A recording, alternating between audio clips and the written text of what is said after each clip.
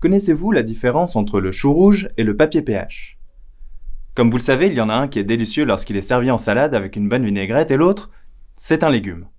Mais en laboratoire, les deux peuvent nous donner des idées sur le niveau d'acidité ou de basicité d'un produit. Comment? En changeant de couleur.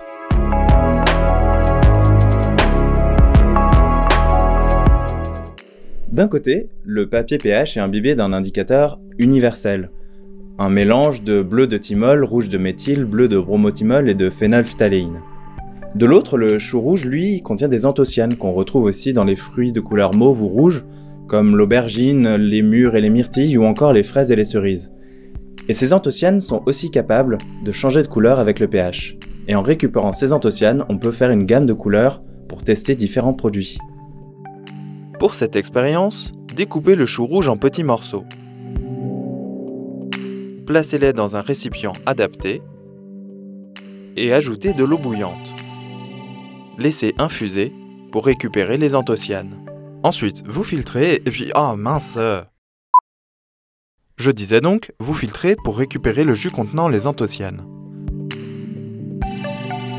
Si la solution est trop concentrée, n'hésitez pas à bien la diluer.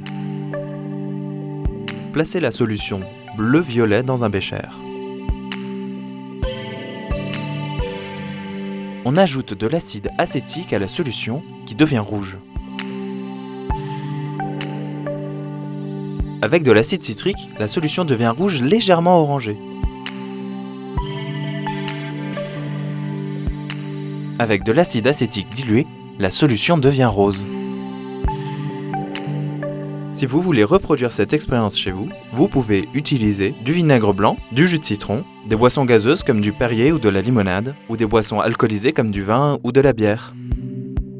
En rajoutant de l'eau du robinet, il se passe pas grand chose puisque le pH est neutre. Mais si on rajoute du bicarbonate de soude dans l'eau, la solution devient bleu-vert.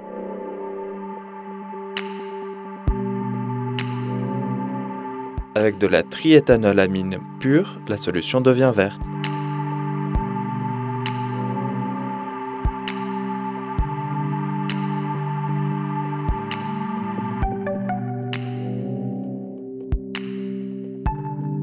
Enfin, avec de la soude, la solution devient verte, puis jaune.